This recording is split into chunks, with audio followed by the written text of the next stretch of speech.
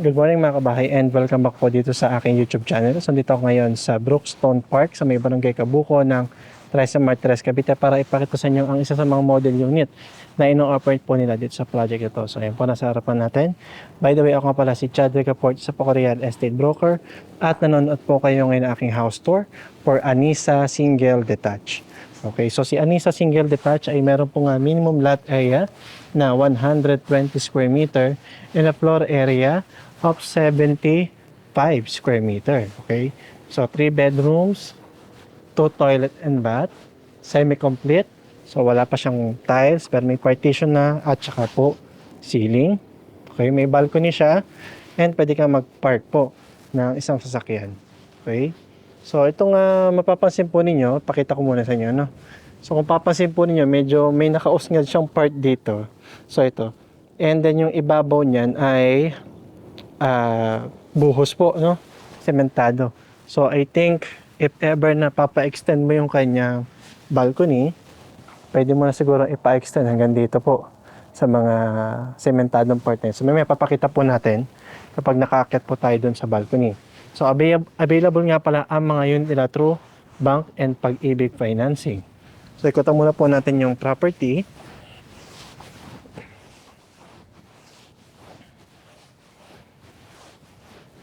Okay, so sa likod, meron ka pa rin 2 meter na setback, possible hanggang dito sa mga bato na to. And sa kabilang side po, may setback ka pa rin na possible hanggang dun sa poste na yon. So sa kabilang side, so depende siguro. Pero kung mga 120, possible naman po hanggang dito sa, wait lang, pakita ko lang din sa inyo. Possible hanggang dito sa mga puno na ito. Kung mga 120 square meter. So, yung parking niya, hindi siya masyado kasing square. Yung model house nila, hindi masyadong square yung kanyang lote. So, pansin nyo medyo yan. Pero kung diretso siya, square talaga, I think kaya naman mag-park ng mga van or mga pick-up po. So, malapad at mahaba naman po yung parking niya. So, ang price pala nitong aming Anisa Single Detached ay nasa 6.1 million sa ngayon, ano? Yung kanyang semi-complete. By the way, kung interest pala kayo mag-inquire sa akin through Facebook, pwede niyo po kontakin sa akin Facebook page na Open House by Chad Recafort. So ito ang kanyang pintuan, solid panel wood and 90 cm ang lapad. So kung semi-complete, wala lang pong tiles. So yun lang po yung kulang niya. Yung tiles. So ito yung kanyang pinaka-living area. Maluwag naman. Yung kisame niya po, ganyan na siya. Pero yung mga pader niya, plain white lang din po siya, no? Katulad ng kisame na yun. And then, itong ilalim na hagdan niya po, may provision ka pa for storage. And ito yung kanyang dining and kitchen area. So itong cabinet na to, kung aalisin niyo siya, medyo maluwag naman siya, no? Yung kanyang dining area. Pero I think kaya nilagay nila dyan para yan yung magsilbing sample ng lugar kung saan nyo pwedeng ilagay yung refrigerator. So dito sa side, yung kanyang kitchen area. So I think ganyan na rin siya. Yung kitchen area niya ganyan na kalaki. Naka-tiles na rin po, no? Yung kanyang circuit breaker. So yung kanyang first bedroom, nandito po sa baba, sa ground floor. So kung may kasama tayo sa bahay na medyo nahihirapan na makyat sa second floor, tamang-tama itong unit na ito kasi may kwarto na siya sa baba. Yung mga bintana pala nila, mga aluminum sliding window and lahat po ng kwarto nila may butas na for window type aircon. So dito naman, yung kanyang toilet and bath sa ground floor. So I think ito yung actual turnover. PVC type po ang pintuan. So ito naman yung hagdan niya. Yung railings niya, ganito na po siya. Pero yung steps niya, wala pa po siyang tiles katulad niyan. So yun lang naman yung kulang, yung tiles. Okay.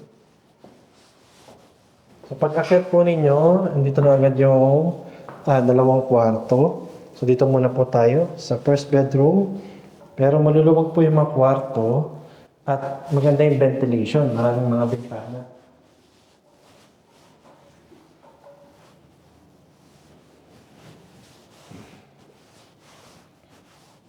Ito naman yung kanyang master bedroom. Pero dito muna po tayo sa toilet and bath. Sa second floor. So, ayan. So, sakto lang yung laki. Pero at least meron siyang toilet and bath sa second floor. Ano? Okay. And then, ito yung kanya master bedroom. Meron ka pang provision for walk-in closet or malaking built-in cabinet. And then, ito yung kanyang balcony. Maliit na balcony. So, ito yung sinasabi ko kanina na yung kanyang part ng bahay na yan, yung naka-house na yan, buhos din po siya. So, sementado din. So, I think mas maganda ko talaga kung i-extend mo tong balcony para makobera mo na rin yung kanya parking at hanggang dito na naka-wrap around yung kanyang balcony. So, malaki pa yun, meron pa yung parang papasok dito. Hindi ko lang alam kung bakit nilagay yan. Pero, at least yan, may ganyan ka pa. Kung gusto mo, pwede mo ring extend yung isang kwarto sa second floor, hindi yung master bedroom pwede mo siyang extend hanggang dito. Okay? So, yun lang po. Kung nagustuhan niyo po ang video na to, please paki-share, paki-like, at mag-subscribe na rin po kayo dito sa aking YouTube channel para ma-notify kayo pag may mga bago kong videos. Yung computation pala, ito po, ipa-flash ko sa screen ninyo. Okay. So, ayan. So, di ba? Maluwag din naman yung kanyang living area. Pero kung, siyempre, kung interested na po kayo mag-reserve sa bawat property na in-offer ko, mag-reserve na kayo dahil ang property, patagal na patagal, pamahal ng pamahal, palayo ng palayo. Sa mga amenity pala, meron silang basketball court, clubhouse, swimming pool. At syempre, napakaganda rin po ng location ng project na to dahil along highway lang po siya. At malapit sa SM City, Trece Martires, Cavite at sa Kapitolyo po ng Trece Martires or ng Cavite. So napakaraming establishment po na makikita doon. At market, at hospital, marami pa po syempre.